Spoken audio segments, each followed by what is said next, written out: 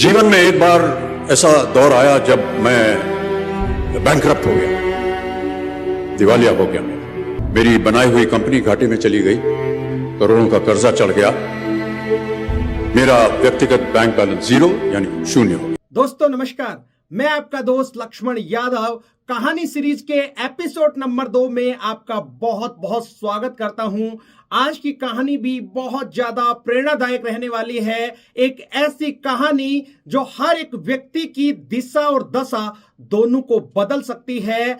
आज की कहानी इस सदी के महानायक अमिताभ बच्चन के जीवन से जुड़ी हुई है। अमिताभ बच्चन के जीवन में बहुत ही खतरनाक दौर आया था, उनके हालात बहुत खराब हो गए थे और इसी के साथ वो एक बार बैंकक्रप्ट भी हो गए थे। उनकी बनाई हुई कंपनी एबीसीएल घाटे में चली गई थी, जिसकी वजह से उनके ऊपर करोड़ों रुपए का कर्जा हो गया था। और बैंक बैलेंस की बात करें तो दोस्तों उस समय उनका बैंक बैलेंस बिल्कुल जीरो था। उस समय उनके पास में कमाई का कोई साधन नहीं था और इसी के साथ सरकार की तरफ से कुर्की के नोटिस उनके घर पर चिपका दिए गए थे।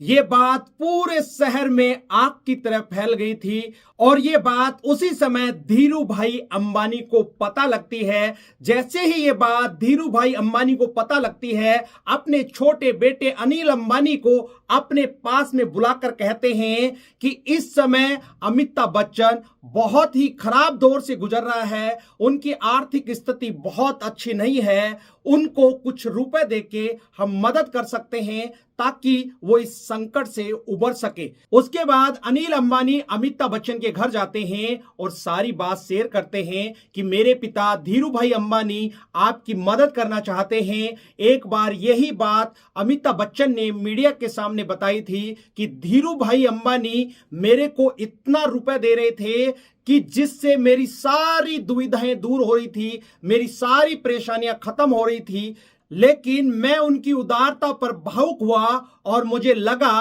कि मैं उनकी उदारता को स्वीकार ना कर पाऊं। ईश्वर की कृपा से कुछ समय बाद अमिताभ बच्चन का समय बदलता है, उनको धीरे धीरे फिल्मों में काम मिलना शुरू होता है और धीरे धीरे वो अपना पूरा कर्जा उतार देते हैं। कुछ दिनों के बाद एक शाम धीरू भाई अंबानी के निवास स्थान पर एक पार्टी का आयोजन किया जाता है और उस पार्टी के अंदर अमिताभ बच्चन को भी आमंत्रित किया जाता है।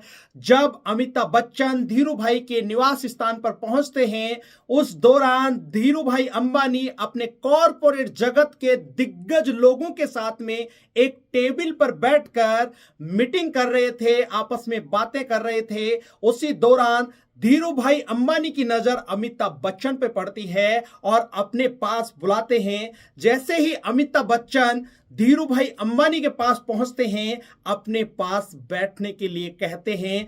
अमिताभ बच्चन बताते हैं कि मेरे को बहुत अजीब लग रहा था, मैंने उनसे माफी मांगी और कहा कि आप यहां पर बैठिए, मैं अपने दोस्तों के साथ उधर ही ठीक हूं।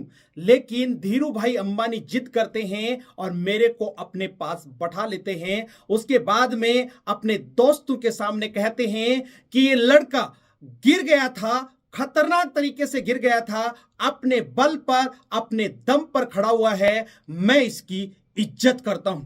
अमिताभ बच्चन बताते हैं कि जब धीरू भाई अंबानी ने अपने दोस्तों के सामने मेरे लिए ये शब्द कहे, ये शब्द उस धन राशि से भी ज्यादा मूल्यवान थे। दोस्तों इस कहानी से यही शिक्षा मिलती है कि जिंदगी में उतार चढ़ाव आता रहता है, बिना दुख के सुख नहीं है, कभी भी समय एक जैसा नहीं रहता है। यदि आपके सामने किसी भी तरह की चुनौतियां आती हैं तो उनका डट कर मुकाबला करना चाहिए, उन चुनौतियों से घबराना नहीं चाहिए और जो भी चुनौतियां आती हैं वो आपको मजबूत बनाने के लिए आती हैं और इन चुनौतियों के अंदर, इन मुश्किलों के अंदर बहुत सारे अवसर छिपे रहते हैं। इसलिए जिंदगी में कभी भी चुनौतियां आती हैं उनसे घबराना नहीं चाहिए, बल्कि डटकर मुकाबला करना चाहिए।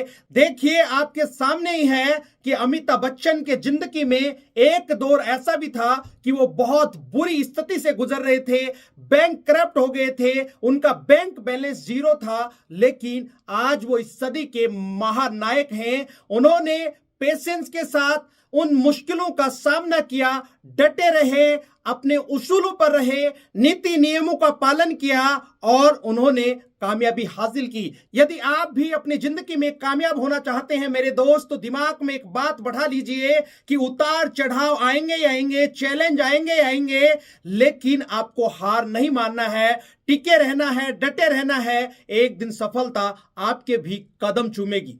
उम्मीद करता हूं ये कहानी आपको बहुत अच्छी लगी होगी। इस कहानी में यहां तक बने रहने के लिए हमेशा की तरह आपका बहुत बहुत शुक्रिया। यदि आप इस चैनल पर नए हैं और अभी तक भी इस चैनल को सब्सक्राइब नहीं किया है, तो आप इस चैनल को सब्सक्राइब कर सकते हैं, ताकि आने वाले समय में इसी तरीके के वीडियो आपको समय समय पर मिलते रहें।